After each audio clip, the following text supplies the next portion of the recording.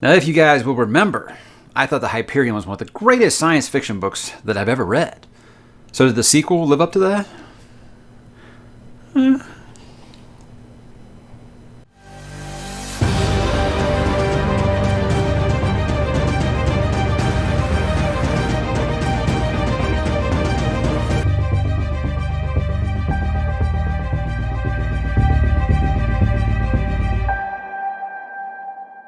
Hey, what's up, bookworms and Shrike cultists? Mike back again today to talk some more Hyperion, and more particularly the Fall of Hyperion, the second book in the Hyperion Cantos by Mr.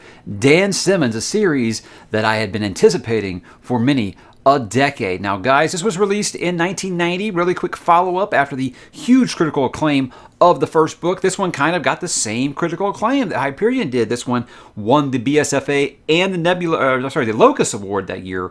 It was not able to win the Hugo like its predecessor, or the Nebula, I think is the Nebula. By the way, that was Louis Bujold, in case you ever like in a bar and you need like some trivia or whatever. Louis Bujold, 1991 winner of the Hugo Award. Anyway, so yes, I loved Hyperion, guys. I thought Hyperion, easily top 3 science fiction book, behind only Dune and Ender's Game for me. So obviously the bar was set pretty high for this one. So did it meet those expectations? Well, we're going to talk about it. But as usual, we're going to begin with what is this book about? Now, it is set in the 29th century.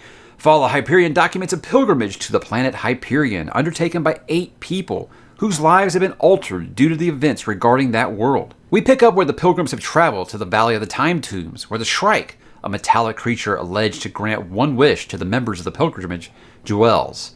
Each of the 7 adult pilgrims has a wish that, if granted, could change the future drastically, and the events that the pilgrims experience on Hyperion could have major influences on society as well as their own lives. And guys, it takes us to 1990 here, Fall of Hyperion.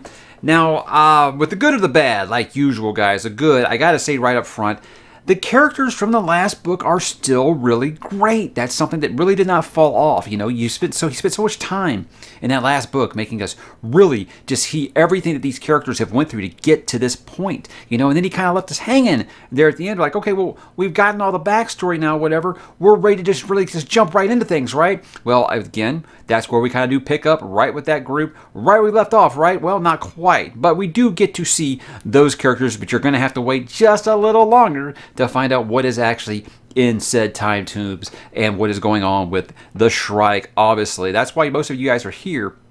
But again, those characters are very good, as well as the new characters are all very good, and there are some new characters. But what I like about this is his writing is still very sharp. I say that his dialogue really has actually improved a little bit, I think, because when you've got this group now, they've told each other stories, they've kind of broke the ice, so they're all ready to just kind of be honest and real with each other. And, you know, in some cases, when it comes to Selenius and things like that, it does get a little real, you know, between some of these characters. I wouldn't say that they're all besties at this point, but I do like the way he has the characters kind of bounce the dialogue off of each other. It feels very real. It feels like conversations that real people in this situation, still mostly new and standoffish with one another, but, you know, they know like some of their deep dark secrets now. It's kind of the kind of things that they would actually say to each other. So I do really appreciate that. The dialogue, very clean.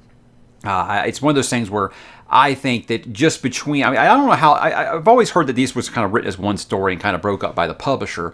So I don't know if it's just in my head or not, but it seemed like the dialogue from part 1 and 2, I say if there is an improvement in this over book 1, which I thought was pretty dang good, I say the dialogue is a little sharper, but it might just be because, you know, now you have those characters interacting with each other a lot more instead of just telling their story, maybe. So I don't know, but obviously, guys, one of the biggest things here is the Shrike. That's what's selling the tickets, right? The Shrike. You want to know more about the Shrike. You want to see what happens. Well, I'll be clear here. When the Shrike shows up in this book, shit does get real, and it gets real quick. Things escalate very quickly, and he doesn't keep you waiting too long till you get that first appearance by the headliner here. And when he does show up, like I said, man, things are popping off, and they're popping off quick. And it's not always pretty. And sometimes it might be kind of rough for you to read, but it's going to be so juicy and just kind of what you were expecting to happen. Well, those things are going to kind of happen as well as some surprises, obviously, along the way, because there are major character deaths in this. Now, guys, if you read book 1, you kind of know that that's where some of this was headed. You know, you didn't think that it was going to be 7 happy endings, did you? So there are some characters here that you're going to lose along the way, and they're meaningful. You know, they never feel like throwaways. Never feels like they're just there for body count. I think you've developed all these characters so well. None of them are going to feel, worthless at this point. I feel like that first book was just such perfect character development for each and every character. So when something bad does happen to one of them, it's going to make an impact. It did for me quite a bit, but this has so many unexpected plot twists among that pilgrimage. Always kept me guessing right up to the very end. Yes, you lose some characters. Hey, maybe someone new might show up. I don't know. You don't know these things, and it keeps you kind of guessing along the way. Like, wow, I didn't see this coming like at all. So, guys, make sure if you read book 1, read this right afterwards. I really would recommend that. I mean, that's kind of weird to say that now, because you might have read book 1 and not book 2 yet. I suggest reading them close together. I read one in April and one in May, so I know the review's a little late, but hey, there's reasons, which I'll get into. But I think reading these two really as one really would help you a lot, because it does going to go back to some of those very minor details of book 1 that he's going to bring back up, and you're going to feel like, hey, what exactly is he talking about if it's been a little bit between these. But I think outside the pilgrimage, Gladstone actually has a very increased role in this one, and she's very good. Now, you do kind of have that feeling like, all right, this is a very, very tight group here. I don't know if I want to let anyone in, but her storyline's really, really good. It really just helped with see the politics and what's going on in the war room, so to speak, because the war with the ousters is really ramping up at this point. And I'd say that really has kind of a satisfying conclusion. I do have my gripes about this book, but I feel like the conclusion of that is pretty good. It gives you enough answers to not feel like, okay, well, I've got to read book 3 and 4 now to know what happens. I feel like it gives you a satisfying enough conclusion that these really do feel like two duologies, more so than just, okay, it's book 2 of 4, really. So I do think that one of the good things here is it is closed off enough to where if you want to stop here, you can. If you want to stop here, you can. If you just want more of this world that he does continue to build in this one, because he does continue to build this universe here in this one, I think that you'll want to keep going on. But again, if you want to stop here, I think you'll be able to, because it feels very closed-ended, I think. But lots of twists and turns off of Hyperion in this one. And that's what I didn't really expect. I didn't expect to spend so much time off of the planet in this one, I think. But many of the things, like I said, I didn't see them coming, and they're mostly for the good. But guys, is it all good? No, of course not. If you saw the picture, my picture in the thumbnail, I think you know where I'm leaning with this. There are some bad things I'm going to talk about here. Now, like always, guys, this is going to be subjective. This is how I felt. I'm not telling you to base your decision off of this. As always, guys, with all these things, I encourage you to pick it up yourself and decide. This is kind of how I was feeling with this. I hate the narrative structure that he chose in this. With book 1, you had a lot of people that were kind of I don't know how I feel iffy about this Canterbury Tales version of it. A lot of people that were unsure about it actually grew to love it. They really came to really, really dig it. Now, it doesn't do that again. I don't think that anybody really expected it to do that again. What I didn't expect it to do was, instead of following our pilgrimage from the first book, we follow their journey through the eyes of a new character. And that's as vague as I'm going to get without spoilers. I am trying to keep this spoiler-free here, guys. But, yeah, so the stuff on Hyperion is good. And after that cliffhanger, you want to see what's happening in that group. And you just get glimpses, over and over again, glimpses. You never stick with that group for very long. And that's entirely frustrating. It's entirely frustrating to me, because I really grew to love that group. And I'm connected with those characters, and I'm like, why are you bringing someone new and making them the main character? Why am I not selling on my characters from the first book? So that's very, very frustrating to me. If that's something that might bother you, it's going to bother you a lot, because I do feel like I'm trying to be as positive as I can here, guys. It was very, very frustrating to me reading this. It was so much not what I wanted. And I want to get it clear here that there's nothing wrong with Simmons' writing style. There's nothing wrong with the story, really. The story is still very, very good. It's just, like I said, it's that feeling of, it's not what I wanted. It's like season 1 of a TV show that you love, and season 2 introduces new characters, and you're like, where are these characters that I loved? And even if those new characters are really good. So I want to say that this is kind of like trying to have it both ways. I know it sounds like that. It probably is like that. He is very, very talented, and he's telling a very good story here.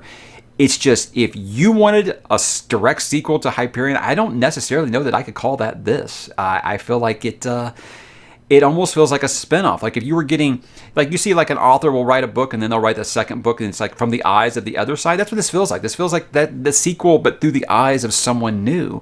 And it's just, it's frustrating because the whole time I'm with this new character, I'm like, this is fine, but God, I really want to get back to those characters that I loved in book one. And then you got the final confrontation with the Shrike, which I am not going to lie to you, is the very epitome of a letdown. It was not what I wanted at all, and I'm not going to lie to you guys. I'm still not quite sure if I know what happened. It's quite confusing, and I'm sure it might be something that you have to read books 3 and 4 to really understand everything that really happened there. I think I understand. I talked with a lot of people in the Discord after this, and we all kind of had the same thing. We're like, I mean, I think this is what happened, but I'm not really sure. It's just, I don't know if that's going to be satisfying to just about anyone, really.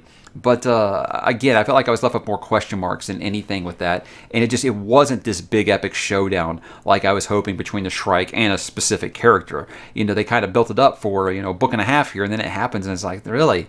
That's how we're going to do it, huh? But I just feel like it was unfocused, guys. It was not as tight as book one was. And it's weird to say that book one was tight when you told 7 different stories or 6 different stories in it, but it really did still feel like it was going towards the same goal. It was multi-genre, but it was all going towards the same goal, where this one is just like, why are you spending so much time with this new character and not with the characters that you really, really spent so much time developing in book one? So it's just a big miss for me on that respect. But again, I want to clarify that this is not a bad book. It really is. I know this really sounds confusing to you.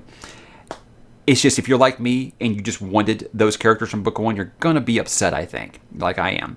This is a very divisive book for a reason. And I think that's why, because there are half of the fans were like, hey, I'm all for him opening up this universe of new characters, showing us more of this world, showing us more of all this stuff. You might really be into that if you just wanted that pilgrimage, this direct sequel where they're walking into the time tombs. It's like, all right, well, that's not what we're getting at all. So I think you might actually be a little disappointed, but if not, you're going to be fine. And that brings us into why you should read it, guys.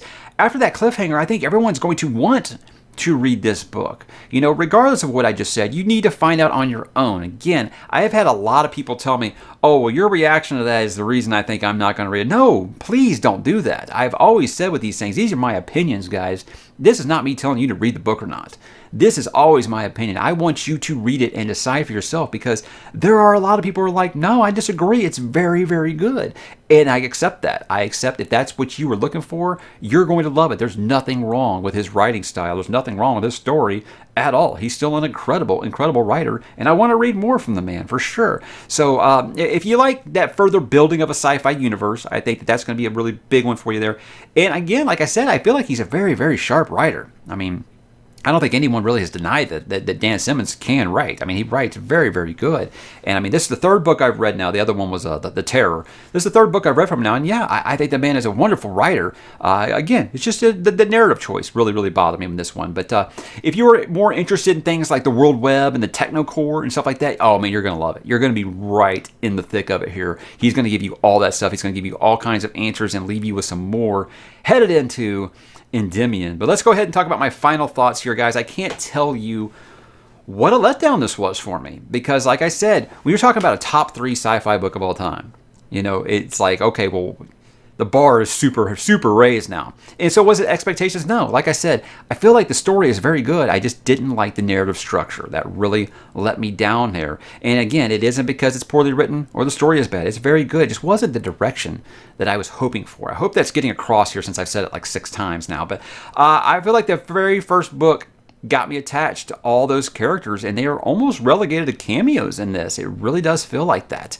There are some big moments that are really good. So I mean, this isn't a crap book. I know I keep saying this, but I feel like so many people have said, based off my reaction, that they think that I think this book is terrible, and I definitely don't. There's a difference between it's a bad book and I was disappointed. I feel like you can have a really good book and it can be a disappointment. Some people might disagree. That's just kind of how I feel. But let me put it in Star Wars terms here. Imagine if when The Empire Strikes Back came out and they said, you know what, the first movie was really successful. People love Han, Luke, and Leia, but I've got an idea. Instead of following Han, Luke, and Leia in the sequel, let's follow Mon Mothma in the city and have Lobot having these fever dreams about Han, Luke, and Leia. What do you think? That's what this felt like. Does that make more sense? You know who Lobot is? Am I the only one who knows who Lobot is? I doubt it. You guys are in sci-fi. You know who Lobot is. Look it up. Lobot. He's awesome. Had that toy as a kid. But again, not a bad story. I just wanted my characters from book 1 to have a bigger and more prominent role. So will I continue with Endymion? That's the question I've been getting the most. Look, I never say never. But with the way that this went, and the fact that a lot of people, even that love this book, have said that Endymion really goes downhill, people that I trust on these things, I'm not going to name names, but I know you're watching. But I think I'm more interested in reading Ilium with the next Dan Simmons that I go into before I get into like Endymion or anything like that. So I don't know. I mean, the reason that I delayed this video for so long is because I know that people were really excited for it, and I didn't want to kill their enthusiasm. You know, there was a lot of people that were reading at the same time as me, and like I said, I had people just saying based off of my reactions on the Discord saying that they weren't going to read it, and I was like, no, please don't do that. Please don't base this off of what I'm frustrated about. I really want you guys to read this and decide for yourself. Now, it's not a small book, so I understand that people are like, well, I don't really sure. You don't have the time? Hey, then don't do it. But I really recommend that you do it. Now, it does sound like this is a really negative review. I know it does. I want to say it's a mixed review. It is very much a mixed review because there's a lot I like in this book, for real. There really, really is. But again, I just wish he would have stuck with those characters as the main plot point, and I probably would have been happy. I very much like a lot of the other things that he developed in this book, for sure. I just don't know that Severin needed to be the main character of this book, and that really let me down. But hey, Featherstone was really cool. So guys, that was Fall of Hyperion. Have you read it? What did you think? Drop in the comments and tell me why I'm wrong. I can't wait to hear it, and I will talk to you there.